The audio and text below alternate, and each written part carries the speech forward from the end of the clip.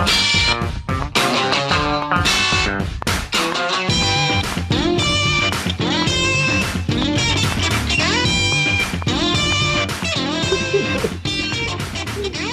Jonathan gets it. Jonathan knows what's going on here. You get a little air guitar, a little air bass. You can have a lot of fun jamming your way in on the Rec Poker podcast. So, all right, well, thanks everybody for joining us. You know you're for a treat when you hear that tune, because that means it's time for another edition of the Rec Poker podcast. I'm excited to say this is episode number 593. And this is the chats edition of the show, where we talk to luminaries from the poker world in our interview session once a week. But we also have a forums edition where we just talk strategy. We're going to be talking a little strategy with Jonathan and Grant. You know them as two poker guys from The Breakdown a little later. But first, I have to tell you a little bit about what's going on here. First of all, I'm your host. My name's Jim Reid. I'm Bluffsterini in the home game and at RecPokerJim on Twitter. And I have the best freaking job in the world, hosting the Rec Poker podcast here on Monday night, live on YouTube every week, live at 7:30 Eastern. And you can show up for free and win a prize just for showing up. I have to mention that we're brought to you by the Running Aces Hotel, Racetrack, and Casino. They're the official sponsor of the Rec Poker podcast, and we really depend on their support and the support of our premium members, because most of what we do here is free. We're a largely volunteer-based organization, and you can come get a free account at Rec Poker right now. All it takes is an email address and a smile. But if you want to go to the next level and get Rec Poker Premium, you can get it for only $5 for your first month by using the code RecPoker at checkout. So a couple things I just have to mention. Unfortunately, speaking of Running Aces, they've had to postpone some of their summer promotional events. We will not be having Rec Poker Weekend at Running Aces on August 2nd and 3rd. Big bummer. But we'll make up for that with another event sometime this fall or winter. And to kind of take some of the sting out of that, we are starting the World Series of Rec Poker, a series of online events you can find out more about at rec.poker/WORSRP. WSORP. God damn it. We'll put the links to that in the show notes as well. So come and check that out. That's going to be a lot of fun. We'll have some more details about that later on. Now, okay. They let me host the show on Mondays, but I am just one man. It takes a group, a gang, a crew to make the magic happen over here. We called our group of wizards the Wrecking Crew. And if you want to find out more about me or the rest of the Wrecking Crew, you can go to rec.poker/crew or just listen up. You're going to meet a few of them tonight right here on the show, starting with none other than producing co-host Chris Jones. Well, I'm Chris Jones. You can find me 5B5 on Twitter or 5x5 in the Poker Stars home game, and I help run our monthly deep dive strategy segment. And I'm John Somsky, also known as Poker Geek MN Everywhere, and I help host our home games. And my name's Rob Washin. You can find me as Rabman50 just about everywhere. And on the first and third Wednesdays of every month, we go through and discuss various poker books. We're currently talking about Excelling at No Limit Hold'em by Jonathan Little and others. That's right. Just a little taster's choice of the smorgasbord of Wrecking Crew activities that we have here at Rec Poker every day, week, and month. Come check us out and join up for free. All right. Well, we have the pleasure of being joined by Jonathan Levy and Grant Denison. We've spoken a few times before, guys. I tell you got a branding problem. I want to say they're the two poker guys. I want to say they're from the poker podcast, The Breakdown, with the two poker guys. When you define your own role in the poker world, how do you describe yourself, this super duo? And like, if someone didn't know anything about you, how would you explain your role in the poker world today? That's been a struggle since we began the brand, to be honest. And it's partially because it's more about when people ask, what do you do for a living? And the answer is a combination of poker and poker content. Like, I'm a poker player and an influencer, but I swear I'm not a serial killer like it sounds like based on me saying that. Like, sure. So, but we go by the poker guys is the most common. The two just comes from Twitter handles being taken at the time that we made the Twitter account. And it, was definitional of the amount of us. But you are right that we do have a bit of a branding problem there. I had a guy who came up to me the other day. I'm in Puerto Rico. He came up to me and said, "It's one of the poker bros. I love the poker bros." And like, good enough, close enough. Great. Yeah. Thank you. Thank you very much. So it is a thing. If you're listening at home and you don't know who Dose Poker Bros as they go by officially. You could just Google Dose Poker Bros and these two will come up, I'm sure. But in all honesty, one of the most fun times you can have listening to a poker podcast is by tuning into the breakdown. You guys have been doing this for a long time. You've really found your rhythm. You go very deep into the analysis of one poker hand per episode. You've been doing it for a while now. Tell me a little bit about sort of what it feels like looking back on quite a legacy of poker podcasts at this point. Go ahead, Grant. All right, please speak to it, Grant. Okay, this feels like my question. Sure, I'll do this one. For sure. Well, we actually have more than 593, which is a number that I think is important to have more than. It's a good amount to have.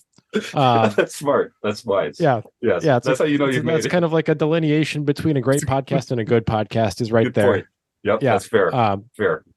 Yep. No, but I look back and the legacy for me in my personal life has been, I'm not sure where the most money has been generated from it, from the sponsorships or from me getting better at poker by having to think about it the way that Jonathan and I force ourselves to think about it. Because I've had a lot of success in poker since we began the podcast. And, you know, I was already a winning poker player, professional poker player when we started it. But of course, the times have changed and poker has gotten tougher and everybody's gotten better. But I feel like my growth has been accelerated by doing this podcast. So for my personal life legacy, the learning that I get by doing the podcast has probably been the biggest impact. As far as a legacy in the poker world, I feel like there was a moment in 2016 where we were really blowing up on YouTube and it felt like we were going to become a really big thing, and that didn't happen. And the trajectories kind of changed, you know? So we're kind of just like this steady, solid. We have our people that listen to us for a decade and we like what we do and we have fun, but we never reached that level of like poker B-list plus. We would definitely never like put ourselves in the same conversation with like Dan Negreanu or Doug Polk. That's for other people to do for us, I think. Yes. Because it would come off as a lack of humility if we did it ourselves, I think. No, you don't want to. You need an intermediary there for sure. Yeah, yeah. Otherwise, we text it to each other. I don't think we really have. I don't think we have any legacy or anything personally. I mean, I guess we have a very small one. We have some very hardcore fans, and they're excellent, and they're but I don't know. Like, if there's a big, if we Greg got hit by a bus tomorrow, and I replace him with someone else, would anyone notice? I'm not sure. That was mean. That was kind of mean. Question. Sorry. It's a fair question. Fine. You guys don't mind tackling the hypotheticals, though. That's one of the things I like about the show. You ask the tough questions. I will point out that a lot. I mean, say what you will. You've got quite a following amongst Rec Poker as well. I mean, our own producing co-host Chris Jones features non-trivially in your episodes, and you guys like to punch down at us. I've noticed quite a bit. Yeah. Which there's room for that. There's room for that in the poker world. So kudos. Any news is good news. John Somsky, save me. You unmuted. What's on your mind? Well, I have a question specifically for Grant. So it's a hypothetical. If Jonathan Levy were to get hit by a bus tomorrow and you replaced him with someone else, would anyone notice? No, of course not. Okay. You just got to fight I mean, there's a lot of guys in Puerto Rico who are kind of like Jonathan. I just find another one and that would be fine. I like that you guys are. No, Jonathan, please respond. I'm just saying, I'm the king of the podcast opening, and no one can replace that. And that is my legacy, actually. Now that I think about it, but who would, if I weren't there, who would actually do the poker analysis and know what they were talking about? No one. No one would. That's true. Yeah. But that's not why people listen. I think if you got ChatGPT hooked on LSD, that would be a good replacement for you, Jonathan. Fair enough. Fair enough. Right now, but give it a month. Things are moving so fast. Yeah, they can. I mean, they're creating the synthetic LSD for AI, right? They already hallucinate, so why not? There you go. That is very forward thinking. That's John Somsky in a nutshell. He's always looking to the future. That's one thing you can count on. Techno optimist like Jonathan. Yeah, I guess so. Oh, yeah. God, how are you a techno optimist in this world? Okay, well, hold on. Okay. No, we don't want to go. As my wife would say, pull up, Jim, pull up. That's a good save. We were just about to go off track for about 20 minutes. I know. No, next time. Let's get a couple pints next time we're in the same town and do that one in person. So I will say we've got a fantastic YouTube following. If you're here live watching the show right now, feel free to type any questions into the chat that you have for Jonathan and Grant. And of course, we're also going to give away a prize at the end of the show as part of our food bank raffle. So stick around to the end of that. And of course, I got to mention, we recently hit 1,000 YouTube subscribers. So we're like in the big time now, gang. And if you want to make a donation to RecPoker to help what we're doing, you can do that by typing in a super chat. And we share a portion of all the donations we receive through YouTube with a local food bank. So get active in the YouTube chat there, type your questions in, and stick around to the end so you can win a prize to help support a local food bank. So I don't see any questions right now, but throw them in there. Guys, I wanted to ask, you get lots of people submit hands to you through the Discord, on Twitter, through smoke signals in your dreams. I understand you have a lot of ways for people to contact you. How do you choose what makes an interesting hand? Number one, it can't be just a cooler that would be played that way no matter what. And we have gotten many of those suggestions because they're big, showy hands, but there has to be some level of analysis that can be done. That's probably the most important thing. Beyond that, there's a huge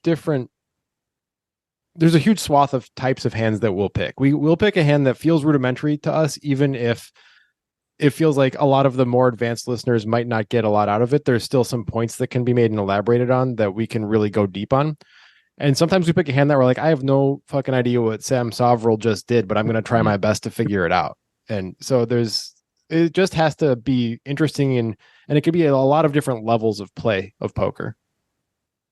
Yeah, that was actually my next question, because I think it's kind of hard to curate the content that you're putting out, because you want it to be reflective of an exciting part of poker, but you also want it to be something that the audience can relate to. And we're not all playing like high roller events against the best players in the world.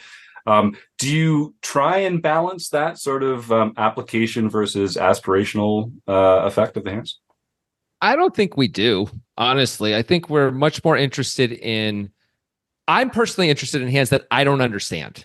Mm-hmm. So someone does something that I don't get what just happened or why they did that, then that's the hand I want to do. If it's a good player, especially someone who's very successful, so they aren't just randomly clicking buttons, that's the hand I want to do a breakdown. And then Grant and I do our best to figure it out, on the show. And sometimes we do and sometimes we don't, honestly. But I think we have a relatively, I've learned more about poker that way in the last 10 years than any other way, is us sort of trying to reverse engineer these high level hands. We've always been pretty clear that we want to do these things for us as much as for anyone else, even more so. It's got to be something that really feeds us. So that's why we do the humor that we do. That's why we take, 10 minutes before we really get to the hand, because we enjoy hanging out with each other and we enjoy messing around. So we do, because that's what makes us want to keep coming back and still do this podcast every week. And so it's always been like that. And so sometimes we can't find a great hand that mystifies us. So then we're looking at other hands too. I think it's more like that. Mm-hmm. Yeah. And to elaborate a little bit on how we choose the hands and why we choose the hands that we choose, it's really mostly about entertainment, honestly. So even though the listeners may not be able to relate to, a Triton high roller hand, and neither can Jonathan and I, to be clear, we were never going to play those things. Even if I had the money to play that, I'm not going to go burn money. No, thank you. But I think there is still there's entertainment value in what we do and how we do it. But beyond that, you can learn through the thought process that we present. It's not just about having a thought process about the game that you're in, but the thought process that applies to all of poker. And sometimes we go down the winding road of the higher level players, and it takes us to a place that you're never going to be in a 1-2 or a 2-5 game, but it still has applicable theories and general concepts that you can use if you over time just kind of sort of absorb the types of things that we're talking about. And I think that's where the educational component comes into the podcast. It doesn't necessarily have to be the stakes that the listener is playing. Yep, great answer. Chris Jones, jump in. Yeah, I just wanted to kind of jump in and, both of you, I'm a fan. And one of the things I've heard you describe your show from early days was kind of just what you said, Jonathan, was this idea of we want to explore decisions in hands that maybe we don't even understand what's going on in some of the top players' minds. And I'm just kind of curious, the more you've done it, you have more than 593 episodes, so congratulations on that. Very impressive. Yeah, it is very impressive.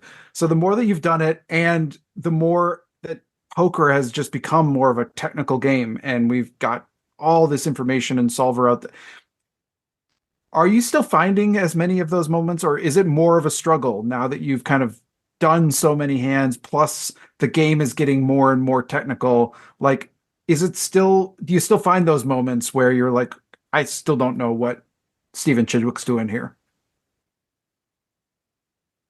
I would say yes. I definitely still find, we find those moments for sure. One of the best things about poker is that it's an iterated game, right? So the best players have to keep evolving against each other. Otherwise, they're going to figure each other out. Like Michael Adamo, actually not just Adamo, every 2 years, there's someone goes on a big run in the high roller circuit, and then everyone like puts their heads together, figures them out a little bit. This is my working theory, and can't be taken advantage of exactly in the same way. And that doesn't, I'm sure those guys are running hot too. There's other things going on, but I think that's part of it anyway. And so Adamo was playing a really different game than pretty much everyone else a few years ago. And I think we've seen the entire like high-end, high-level circuit play adapt a bit to making these bigger bets than they were making before. Much bigger bets on the turn, much bigger bets on the river. They have the nuts. They're not betting 1.2 times the pot. They're betting 3 times the pot sometimes, which is Adamo was doing 3 years ago, but almost no one else was doing that with any regularity.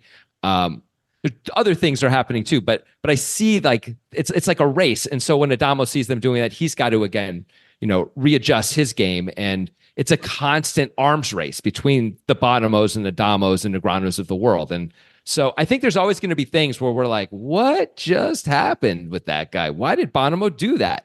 I don't find it's running out at all. No, and I find that we come up with interesting theories that may or may not be accurate based on us trying to guess what these guys are doing. Like about a year and a half ago, we came up with Sean Wintering it when Sean Winter was doing, like in multiple hands that we did, these very strange small bets in spots that we never see anybody make small bets or any bet at all. And we're trying to figure out exactly what he's doing. And we thought, well, our best guess was that he was trying to keep all of his options open so he could represent whatever he wanted to represent later in the hand. And that's not something that we had seen before, because it was like from all of the game theory that we were apprised on at the time, we're like, this is just a terrible bet by objective standards, right? Like, so when we see a spot like that done by a player that we need to give credit to, we try to take the time to dissect why they might be doing it, because they probably know a lot more than us about why they're doing it. And there's going to be a good reason. It's not like these guys are doing this flippantly. They're playing for millions of dollars. I love that you used that as an example. I remember that episode and that sort of the ability to continue telling the story. Like he was just sort of like keeping his range uncapped on future streets, essentially by the smaller sizes. Do you find yourselves making these sort of predictions or theories and then get sort of like totally proven wrong later, or talk to someone who was in the position and they're like, oh no, that wasn't all what I was thinking, or do you also get a sense of actually that was what they were thinking? How often do you get to test your theories against the reality of the player? Almost never. I mean, there's the Sam, what was the player, Sam Trickett story, where it wasn't about a theory, but he made a play against Jason Mercier. This was like in 2016 or something, and we were 100% convinced it was, I don't even remember what at this value. point. We thought it was value, and it turned out it was a bluff. He bet top pair, I think, on the river, and folded out pocket aces when he had like queen 8 on a queen high board, and we were like, that's value. And then Sam himself tweeted out that we were wrong, and it was in fact not value. It was in fact a bluff, targeting exactly pocket aces. So that wasn't a theory thing. So that's the only thing we've ever gotten real feedback from the player who played the hand. I think if Sean Winter is actually Sean Wintering it, I don't think he would ever reveal that to the world. I mean, we hear from other players though sometimes, Grant. Like big name players sometimes will contact us and talk about what they were doing or what they were thinking when we're kicking stuff around. So that does happen. Yes. It doesn't happen all the time, but it's definitely like semi-regular, I would say. It's always about individual hands. Like it's never about their overall theory about how they're going to play high rollers, because they don't want us putting that out to the world, I'm pretty sure. So, right. Yeah. I love that. So that's very cool. I think as listeners, we really benefit from, like I said earlier, like the hypotheticals, like all the different possibilities, if they're valid themselves, like are worth considering, and they might give us something to think about as well. What was that like? Do you guys remember like the first time in the history when you were doing the podcast where someone actually, like someone you respected, reached out and was like, "Hey, so you guys were talking about the this hand and you totally screwed it up"? You're like, who was it and what was that feeling like? I remember Vanessa Selbst reached out to us like in 2015, where we were very small at that point. Like, I don't think we had videos yet, or if we did, they were really new. We probably had less than 1,000 YouTube subscribers at that point, I would guess. And she basically wrote to us and said she listened to the whole episode and gave us a bunch of notes on it, basically. And it was really cool. And she said clearly some of the things we said were right, some of the things she thought we were really off on. But I think that was the first time we heard from someone at that level.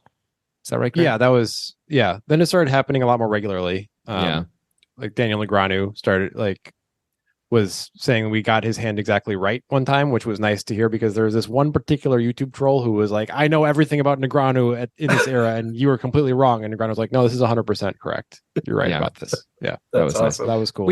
We've also been called idiots by like Viffer and certainly Matt Berkey and others many times as well, just to balance that out. So of course we hear it from all sides. Yeah. We're really putting ourselves out there, and like there's a reason that not many people do this version of this podcast where we analyze hands from the highest level. The other people who do it are like Daniel Negreanu and Doug Polk, who are playing those things, and we are not. So we're doing a slightly different thing than them. We're going in with the implicit admission that we are not at the level of the players that we're analyzing in many cases, but we're going to do our best to figure it out, and you get to hear our thought process. And that can generate some pushback from people who are like, "Why would I listen to this guy?" And also sometimes from the players if we don't like what they do, such as Matt Berkey. Right. Well, that's a very, we have a similar philosophy here as we go into our hand breakdowns as well. Like, we're recreational players, but we're, thoughtful, serious amateurs. And I think, the world can benefit from sort of seeing how relatively less experienced players think about the hands and the concepts and that sort of thing. So I appreciate that humility, and I appreciate that approach. Chris, you had another thing, I think.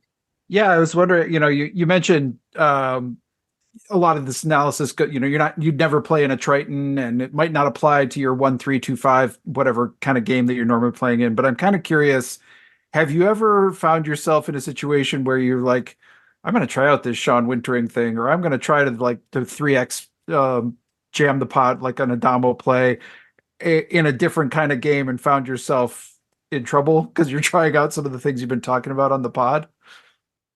In trouble, no. The most notable thing that we've done like that is I think it was 2017, Jonathan and I drove to Vegas from Portland for the World Series, and it's a 17-hour drive. And on the way back, we were just trying to pass the time, and we were doing a lot of, dumb bullshit, which is what we normally do when we're hanging out. But we also decided to come up with a limping strategy where we would have like 15% of the range that we play would be a limp range, and then we decided which hands would be limp raises and stuff like that. And we both tried to play it for a little while. And we both bailed on it because it wasn't really doing anything for us. But that's a version of us applying something that we took the theory of. I think it actually came from a pro, sort of, because I was playing with, God, I'm forgetting his name now. This kid that I think is really fun. Upeshka. Wasn't it? Upeshka, yeah. Upeshka da Silva. And I've played with him just randomly in multiple World Series events. He's like the pro I've played with the most for whatever reason. And he limps a fair amount, and he does it in kind of like a field playery way, it seems like, which is unrelated to our strategy that we came up with. But I had just been at the World Series playing with him and watching him limp and watching him be really thoughtful about how he played in all of these spots. I was like, what if we just created a limping strategy to see what it was like? I want to try that out. It was like, it looked fun. So we decided to try it. I mean, also, like, I definitely employ overbets against certain opponents at times, more than like at bigger amounts than I would have in the past, for sure. Like, I find myself once in a while, I'm like, this is a perfect spot to make a big bet. And instead of betting the pot, I bet 1.5 times the pot or 1.7 times the pot. And it's been profitable overall, for sure. It's been better. Grant is definitely working on the Sean Wintering thing all the time. Like, seriously, like in his game, I feel like you do that more than me. And it's something that I when I hear you talk about it, I think like I need to do that more too. Like, I see the value of it. So I think we are trying to incorporate all that stuff. Everything we talk about like sort of filters through, it trickles down to us, and it makes us better players. All of this too is ultimately useful, I think, for most players who are serious about the game, even if they're not professionals like Grant and I. Because sometimes you're playing against really good players. You know, even at a 1-3 table, it's not that unusual for there to be 1 or 2 good players at that table, like legit good players. Sometimes they're winning, you play in a bigger game, sometimes not. Or if you're playing 5-5 or 5-10 or whatever, there's going to be good players at those tables. And being able to have an arsenal for those guys too, not just to try and take the money from the really bad players, being able to at least hold your own against those guys so they don't pick on you, or you have a plan, is really useful. And all of that, like, so when us doing our podcast has continually giving me new weapons to take against the pros at the table, the other pros at the table, instead of sort of like, well, we'll just stay out of each other's way. And like, sometimes, sure, but sometimes I might go after that guy too if I feel like, because I feel like I have certain tools that I can do it with. I love the way that you talk about that, because we all sometimes I feel like we bring the wrong weapons to the fight, depending on who the opponent is. Like, so, like I think in a lot of the low stakes games that our audience is playing, you know, you don't need to be that sophisticated, and you're probably going to fancy play syndrome yourself into a loss if you like try and outlevel a couple too many times the players across from you. But of course, just like having more tools in your arsenal can only make you more effective. How do you? Let me ask you this one for the audience, guys. How do you identify players when you sit down at the table as being less experienced? What are the ways that they give off that information to you? Well, open limping, despite me just talking about my limping strategy, is usually a big red flag for that. It's not always. Sometimes there's very good players who open limp. I play with some on a regular basis. Bet sizing in general. And it, like, if you get at least a couple hands in where you see a couple different bets and the board texture is the same and they're betting different amounts because they have different hands, you know, that type of thing. That's a really big one. Those are the 2 main ones that I use. I mean, a lot of people will show themselves in their 3-bet sizing. I would say some people just 3-bet way too small, and they just can't be very good when they do it. You know, someone has aces, but it's been raised and there's been 4 callers and they click it back. And so everyone's forced to call, and now we're seeing the flop 5 ways, and we're in the small blind with aces. Like, ooh, that's just an amateur decision. That's a pro would never do that. Also, a lot of river bet sizing and even just decisions to bet or not, I think, show up. So even distinguishes like pretty good players from very good players. Where like I play with a bunch of pretty good players who I think make pretty big mistakes about the hands they choose to bet on the river versus not. Where to me that's like a clear check back, and they're like betting there, you know. So like stuff like that. Like you get to see a few showdowns. You get to notice, as Grant saying, they're sizing at different spots. It's usually pretty obvious. Even the way they handle their chips, though. Obviously, some people will handle their chips and be very bad at poker. But the people who can't handle the chips at all, they're almost never any good, right? Like, because they just haven't been at the table much. Yeah. I've intentionally resisted the urge to learn how to shuffle the chips. So and now I feel like I can use that as like a counter tell in my own arsenal against the pros. It could work a little bit. You never know. For like one hand or 2 hands, maybe. Yeah, that is the thing. I mean, if you're paying attention, you do sort of see how comfortable people are, and I think the examples that you used about sizing is a very clear indicator as well. So when you guys go through the show and you're doing the hands, you've talked a bit about like sort of what you enjoy about it and the experience and what you gain from it.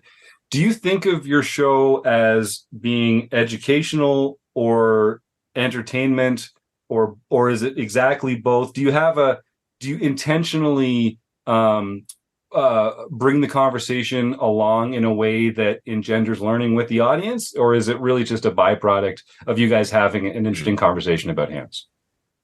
Grant likes to call it entercation. Why do you make things like this up? Why do you do that? It really rolls off the tongue. That sounds like a Grantism. Yeah. Like it's such a healthy thing for the audience, the intrication. I feel like at any moment we're in one of two sort of gears, and it really shifts back and forth for me anyway, where when we're talking about the hand, we are trying to be educational, sometimes for ourselves as well. But we go so deep into these hands. We'll spend 40 minutes talking about this one hand and the 7 decisions. We're really going deep into it. That's really sincere, and that's meant to be, hopefully that's either enjoyable for someone listening, and it's going to be educational, I think, for most of our audience. But there's some like little antenna for me, which like gets flagged every few minutes where I'm like, oh, we've been really dry for a while. It's time to throw some gum in the works there. So gum in the engine and try and mess Grant up a little bit. Let's insult him or just, try and screw him up in some way and see what happens. That'll be fun. And so there's that for me anyway. So entercation. Kate, I've already forgotten it. It was that much of a education. Yeah. I think the baseline of the podcast is educational. That's kind of where it was born. It was born in an educational place. And I kind of think of us as like the fun professors, sort of, is a way to think of it. It's like the class that you want to go to because they're going to be weird and they're going to swear and they're going to say inappropriate things, but you're still going to learn the thing that you signed up to learn for. I like that. We've got one comment from the YouTube chat here. Fred saying, I once led a PokerStars live event and the writer said I stacked chips like his son does Legos. Yeah, not nice, he says. That's right. I mean, you don't know that. Maybe the writer's son had a very impressive Lego. Like maybe he was never know. Sort of like, the kids shuffling the Legos. He's just shuffling those green and blue blocks. Do like the like DNA patterns with them and things. You don't know. You don't know, Fred. Go find that writer and see. Maybe it was the compliment of a century, and you've been missing out this whole time. But yeah, that's right. That does seem like one. What don't you look forward to? I know you guys kind of do these in batches now, so you get together remotely, I'm guessing, and record a bunch of these episodes all in a row. Is there any part of the job, the post-production, the selecting hands, now that body odor is no longer an issue, being in different areas, what's the number one complaint that you have about your job? Post-production, 100%. We've done our damnedest to reduce the amount of work we've done in post, and you can see that through our videos over the years if you wanted to. There was a time early in our videos where we were putting a lot of time in, like 4 hours each into one video, which I know is not a lot for people who make videos, but for us it was a lot. And we slowly did less and less and less, and until we eventually hired a video editor, because we're like, fuck it, we're not going to do this anymore. And then we stopped making those types of videos altogether. So post-production has always been something that I never like. I guess when we were first learning the video stuff, there was some cool elements to it and we had a little fun with it. But overall, it was like, I don't want to do that. I didn't want to do that at all. I mean, the podcast itself, which we do on sort of one take like this, it's not live, but we never edit it or anything. It's just like record, okay, we're done, and we put it out with music on the front and the back. We would more or less have that conversation anyway, whether we recorded it or not. Maybe not to that depth, because we and maybe not that formally, but essentially we would talk about interesting hands and try and piece them together, and we'd mess around while we were doing it and joke around. So in some ways, that part is a pleasure. That's just like, I get to hang out with Grant. It's really nice. I now live 4,000 miles away from him, and it's a way that we hang out, and it's a really awesome way to hang out with them. So yeah, and most of the other stuff, we sort of created this whole situation where we don't have to put much time into it, which we love. But yeah, I agree. The video editing is always the hardest and least fun. Yeah. Well, that really speaks to me. We do a lot of, a lot of our training material and a lot of our video content here stems from the very beginning. We just said, okay, guys, like, what would you be doing anyway to make yourself better at poker? Let's get a few people in a room, share that conversation. And, like yourselves, we kind of press start record and stop record, and we get some help from some fantastic folks like Roger Schutte, who works on every single episode of the podcast that we release as a volunteer. God bless that sainted man. And we've got fantastic folks, like I say, that help us out around here. But yeah, we're a pretty low post-production group as well, and it's kind of just because you gotta love it, right? And doing the things that you love. We're all pretty lucky. We're all pretty lucky fellas. Jonathan, you're no longer in Portland. It sounds like you're down in Costa Rica full time now. How long has that been, and what's it like being separated from your poker buddy? Oh, it's heaven. I've been down here. I'm actually in Puerto Rico. But it's a common mistake. Everyone gets that wrong. Weirdly enough, I don't know why I said that. Yes, all right. It happens constantly. Anyway, don't worry about it. It's great to be away from Grant. Although I will say actually. So the week before I left, I was at Grant's home with his 3-year-old daughter and his wife, and I was saying goodbye to them. And his daughter was, who I'm very close with. We get along really well, and she was sort of not entirely understanding that I was leaving for a while, but not really getting it, like the full thing of it. And I felt sad about leaving his family and him, and like actual sadness. And his wife cried a little bit. It was like, it was. So that did happen. Also, there was a moment. What's the live poker scene like there? Do you get to play? Oh, I get to play. Yeah, I'm in So there's 2 different versions of it, like there is everywhere, right? There's sort of the casino games and the home games.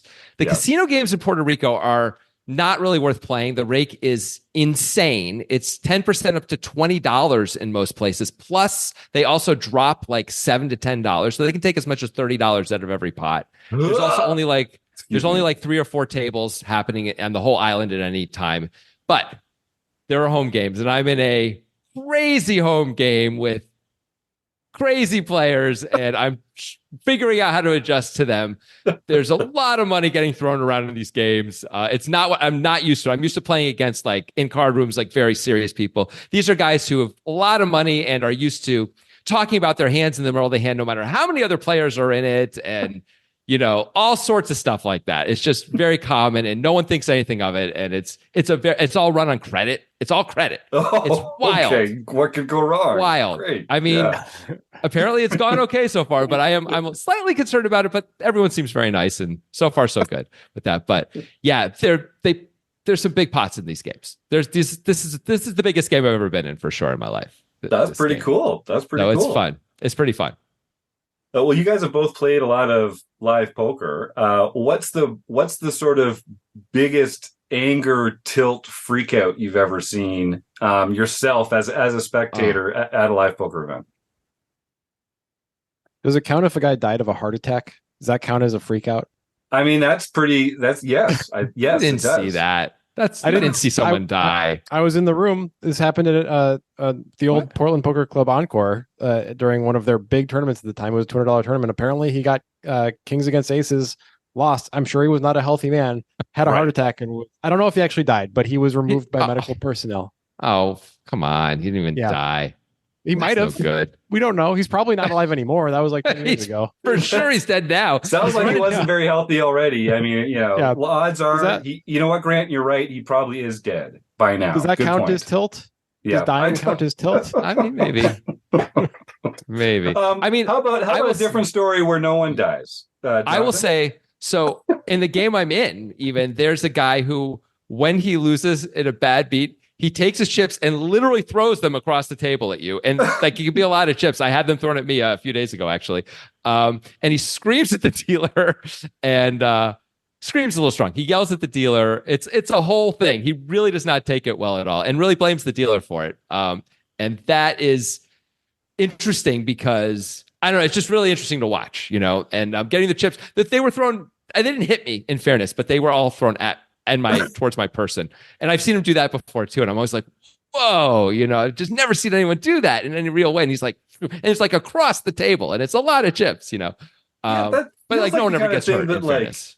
Once you see that like 2 or 3 times from the same guy, you're like, okay, this guy, this is no longer just like a impulse control issue. Like I think he might be getting some fun out of that. I think at this point, this feels like it's on purpose.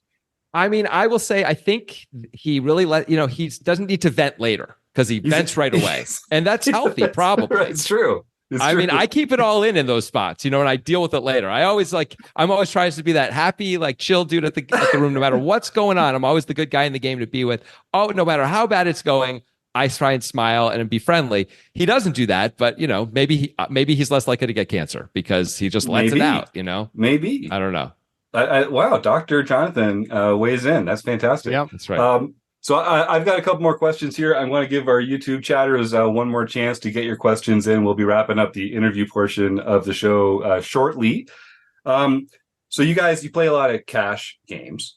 If you're playing in a casino and they have like a high hand promotion or a bad beat or something like that, some places will have like a code word to use it with the blinds so that you don't chop and you get a chance to actually see a flop and see if you're going to make one of these promotions.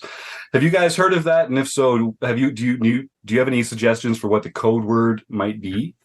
I mean, as someone who I used to play regularly in a room that always had high hand promotions, so I saw this a lot. Usually it's the code word should be fold because you're losing money almost all. Your expected value is negative trying to go for the high hand almost always in those spots. Yes, because they're going to take a rake from your blinds. And it's not worth sometimes maybe the high hand is so much, but like if it's $500 or $1,000, it's almost never worth it. It's so hard to make those high hands almost always. So in terms of code words, I would say don't have them. Don't do it, man. Just don't do it. I used to force people because people would I'd be in the big blind or the small blind and they would always want to go for it. They'd look at their hand and say, no, let's not chop. Because I used to play limit hold'em where we chopped a lot if it fell to the blinds. And I would say, as long as you give me a refund on my blinds, that's fine. Like then we can see a flop, but you're paying the rake and I'm getting my money back. And then you can do anything you want. But otherwise, I have no interest in that because I'm an expected value person through and through. So it's a money losing play. I'm not interested. I appreciate that. Indulge me for a moment, though. Have you heard a particular code word used in the past? Could you supply a couple that you may have heard? I have never heard it because people were very open about it where I played. So I've never heard anyone say, but it wouldn't be hard to say platypus and give them the old 1, 2. The old winky nudgy. Yeah. What about you, Grant? Anything slightly more realistic than platypus? No, nothing. All right. No, I got nothing because our card room, we don't have a rake within the game. It's a door fee. That's awesome. So, it's a really good situation. Really good situation in Portland. $20 all day. Can play 5-5 with a 2K cap. It's amazing. Wow. It's the best that I've heard of. I haven't encountered that very much. And when I'm traveling for poker and playing at casinos, it's not like there's a bunch of regulars so that we have some code word, because it's at a series or something. So I don't really have much experience with that. All right, Jim, I'm biting the dust on this one. Chris Jones is smiling happily in the background because we have a little side bet going on this that I'm not doing very well in at all. Now, they opened a new card room just near where I live in Toronto here up in Canada. It is 10% up to $20, and it makes me want to throw up. Yeah, but it's the only game in town, and they always have a huge wait list, and it drives me insane. And I don't know what to do. I kind of want to go play because how good can the poker players be if they're playing in a $10, $20? If they're choosing to play with this rake, they must be terrible. So I better go play this rake too. That's good. That's awesome. Right? Isn't that a fun way of thinking about it? Yeah. Can you not just create a home game if there's all these people who are playing? Is this not possible? A lot of smart people have told me I should just start a home game. Yeah. It's probably the all right. Well, we'll take this conversation offline. But fair enough. You should do that. I probably should. It would be a lot of fun. And I've got so much free time. I mean, why not? Let's just do it. I love that idea. All right. So let me see. We got a question from JD Malay. What is some wisdom you've learned from playing poker that you apply to your life? Or, to be fair, he says, some wisdom you've learned from poker and you don't apply to your life. That is also an acceptable outcome. I think the most applicable thing for me is tilt control. I have very good tilt control, and I think I have that naturally in life, but I think poker has taught me to, beyond just the tilt control, the reason for the tilt, like not being results oriented is really important in poker. That's also important in life. I have a phrase that I use sometimes, which is black box it. Like if there's a thing that concerns me that I have no control over and I don't know what the outcome is going to be, there's no reason to think about it. So I black box it. So I think in poker, you can do that pretty easily once you play a lot. I mean, some people struggle with tilt control for their entire lives, but if you can control your emotions and do that in poker, poker is kind of like a nice learning vessel for doing that in life as well. That's good. For me, I'd say the game theory idea of distribution. So where you're trying to decide which part of my range am I going to continue with or not, and why, and figuring all that out. We go really deep in that a lot in our podcast because that's often how we come up with some of the solutions to why people did what they did. And that has absolutely not affected my life. I've not taken that anywhere else outside because there's nowhere to apply that except in poker. All right. Well, thanks to everyone in the YouTube chat. I'll just tell the YouTube chatters we're going to do Stake Study Stack with our guests here, and then we'll close the action with our speed round. If you want to start typing the words food bank into the YouTube chat right now, you'll enter our raffle. We're going to give away a fantastic prize at the end of the show to one person who just types the word food bank into the YouTube chat. And the reason we do this is because for a lot of people, you might be surprised at who. It's just a difficult time to put food on the table right now, to feed a family, a loved one, or a child. And here at RecPoker, we try and take the stigma out of using the word rec. And we also try and take the stigma out of folks that just need a little help every once in a while, putting food on the table by visiting a local food bank. So we're going to give away a prize, a free month to one of our training partners' sites. Or a free month here at RecPoker to one of our YouTube chatters. And I just want to encourage folks to pull out their smartphone, Google food banks near me, and you'll find a fantastic organization that can benefit from a few dollars out of your pocket, a few hours out of your week as a volunteer, or a few non-perishable food items from your pantry. It's just a great way to make a difference in your own neighborhood to people that need your help the most. All right. So while people are typing the words food bank into the YouTube chat, I guess that's the official end of the interview portion. Now that we have a soundboard, we can really make it official. Chris Jones, you are the man that Eric Ginn has tapped as the shepherd and steward of his fantastic segment, Stake Study Stack. Please introduce our guests to the concept, and good luck to both of you. Yeah, Grant and Jonathan, we're going to do 2 segments, one for each of you. This week. And so this is a game we call Stake Study Stack. I'm going to give you 3 names. You're going to pick one that you want to stake in a cash game or tournament, one who you want to study with, and one who you just like to take all of their chips and stack them at the table. Okay? Okay.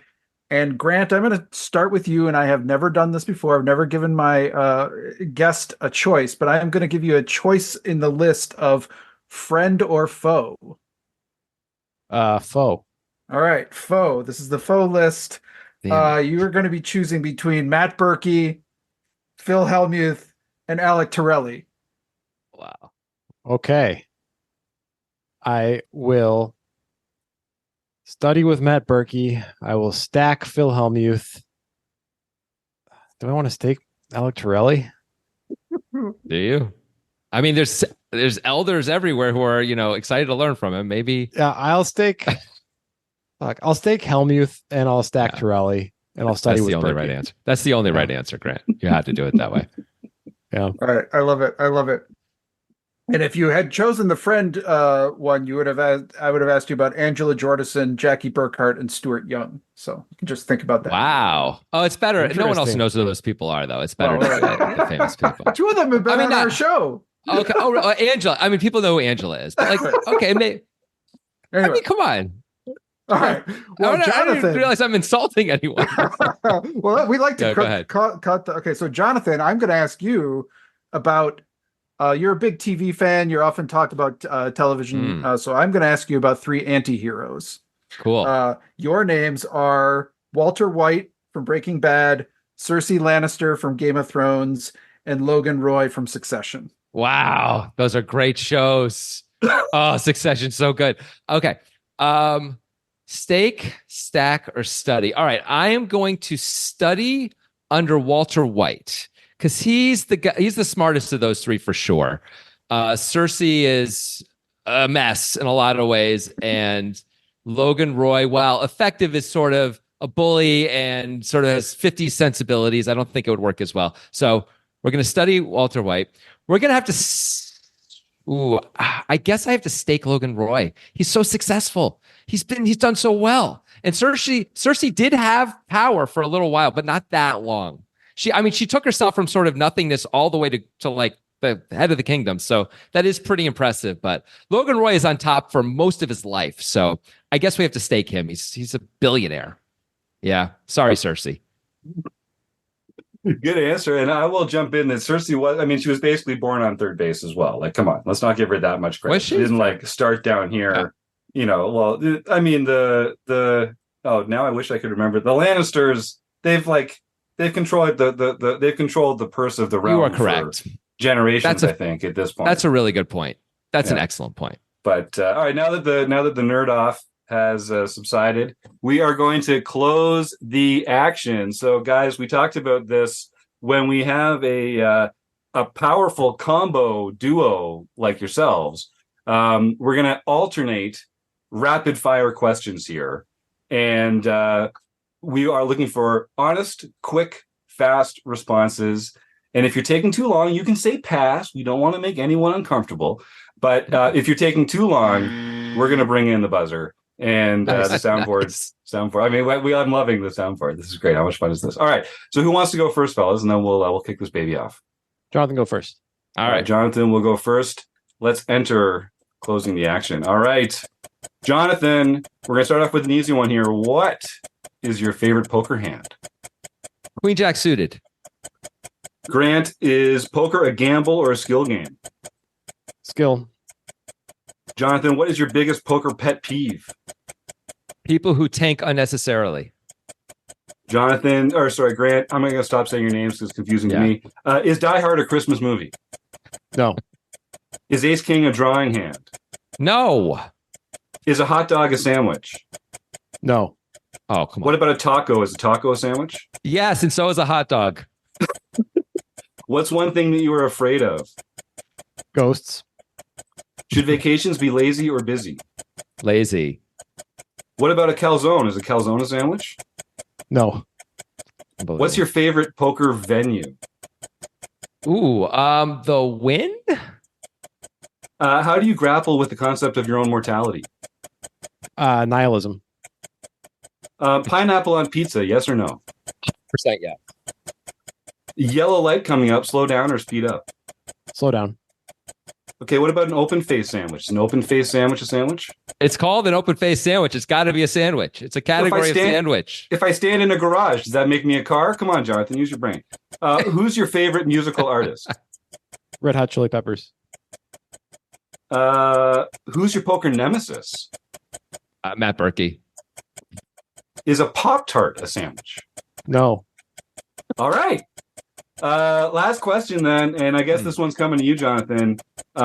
If someone came up to you and put a loaded gun to your head and said, Jonathan Levy, you have to go back in your life, and even though you've done everything perfectly in your life up until now, you have to go back and change one thing and do one thing differently. What's the one thing you would do differently? I'd buy a lot more Bitcoin in 2010. Yeah. Good answer. Good answer. All right. Well, I'm just doing some quick math here. I'm going to have to use a multiplier because you were working with a disadvantage of only getting half the questions each. 1,213 points. That's not quite a high score, but that's a very good score, guys. Over 1,200. That puts you in very elite company. You should feel very proud of yourselves. I was going for 1,100. I was hoping for 1,100, so I'm pretty happy. You should be really happy. I want to know about the scoring just a little bit. And I want to understand when Grant kept saying no to all the sandwich things, was that helping us or hurting us? Well, I don't want to give away, we have a proprietary system that we use to score this. There's Oompa Loompas on this side, and then we have a very, very impressive AI model that actually lives on this side of the home office, and they interface organically. It's fantastic. But maybe when you have us on your show, we can take you behind the curtain. Wow. Okay. Yeah, that's right. When's that going to happen, jerks? What, it's like the third time we've at least have Chris on, for God's sake. He's like the patron saint of your Discord. He's basically on the show anyway. We talk about him every week. We had Daniel Negreanu on our show, and we got half the listens. We're not a guest show. Really? Yeah. So you haven't even. Well, that's what I'm saying. So, think about the effect, the Chris Jones effect. Oh yeah, we haven't tried the Jones effect. Factor that in. I'll let you do with that what you will. Guys, this has been so much fun. I knew it would be. Thank you so much for coming on and sharing your time with us. If folks want to, obviously they can look up Dos Poker Bros online, and that's an easy way to find you. What's the best way for people to say thanks for coming on the show? Is it to subscribe to the podcast? Is there a newsletter? Is there a social media handle that you prefer? Where can folks find you, and what should they sign up for? The podcast is a great place. The Breakdown Poker Podcast. Is that what it's called? Okay, great. Yep, the Breakdown Poker Podcast. You can join our Discord, which is in the show notes for all of our podcasts and all of our videos. You can buy our book. That's a pretty good way to do it. It's called How Can He Fold? How Can He Fold? Came out in 2019, but more relevant than ever, of course. With today's headlines, you bet. Yeah, because of all the folding that's happening. Yeah, mysterious folding. Or like, how can that even happen? Someone should write a book about this. Thank you guys for doing that. Yep. I think that's all I got. Jonathan, anything else? I mean, our Twitter is 2 Poker Guys, the number 2 Poker Guys on Twitter, or X, as they say. Yep, that's it. We have a YouTube channel. You can find us there too. There's a lot of videos. All right. Well, guys, thanks again. I'm already looking forward to bending your ear another time. I hope sometime in the not too distant future. In the meantime, keep up the great work. You're doing a great service to the poker world. We all appreciate your efforts. And I would say that you have left quite a legacy, even if one of you were to be hit by a bus tomorrow and replaced by a chimpanzee on LSD. I think, there would be a slight drop off in quality, but feel proud of what you've done. Seriously, thanks, guys. Thanks. Thank you. You guys represent a great corner of the poker world, the non-scummy corner. So I appreciate that. Cheers. I love to hear that. That non-scummy is the nicest thing anyone's ever said about me. All right, I really do appreciate it. Thanks, fellas. That's awesome. All right. Well, let's have John Somsky on. We're going to talk about some recent home game results. We're also going to be talking about some new study groups that are going on this week. And, of course, the World Series of Rec Poker. And we're going to give away a fantastic prize to one of our YouTube chatters, although I only see 3 people entering the words food bank into the chat. So you could enter right now for free and have no less than a 25% chance of winning the prize. But I dither. John Somsky, pray, discuss some recent home game results. Well, K-Poker wannabe Ron Payton got his 4th nightly victory for the year. Carl 0621. Carl Anderson got his first nightly victory for the year. Matty Bumpo got his first nightly victory for the year. Graphic 16 Roger Schutte got his 2nd daily mixed victory.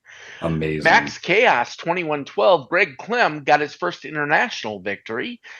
Binkley Eric Jim got his first international victory. And it should be noted he's up to 26 lifetime, so he's approaching.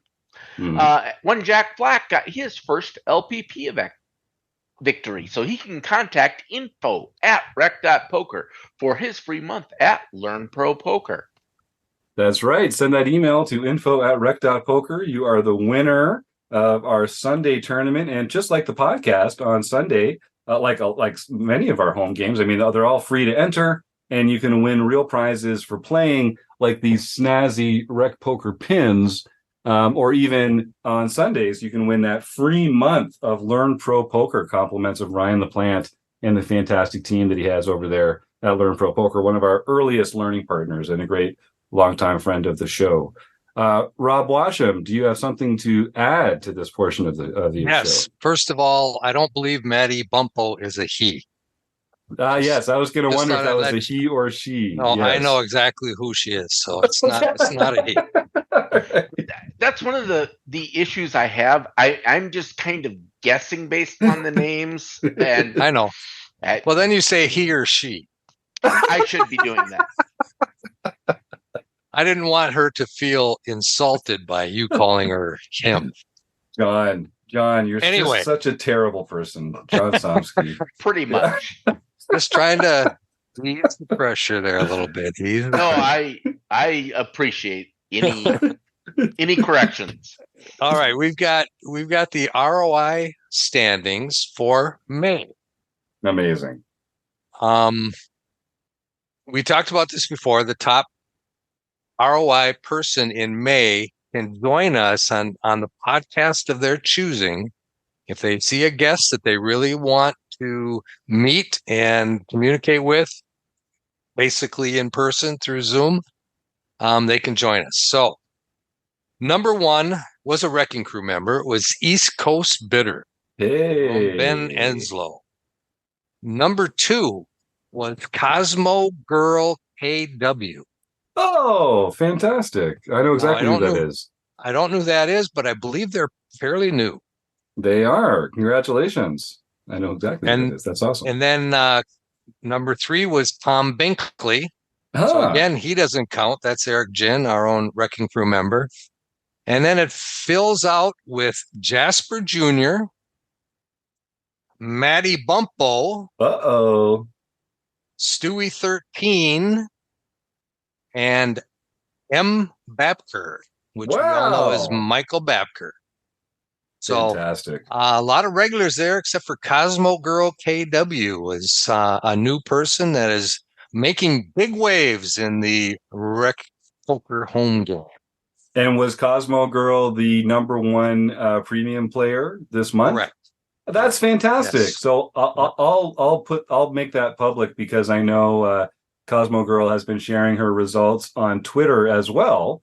That is none other than Christina Sukram, who is the person that the Pocket Queens mentorship group has put me in touch with. So she and Christina and I have been getting together and talking poker strategy over the last few months.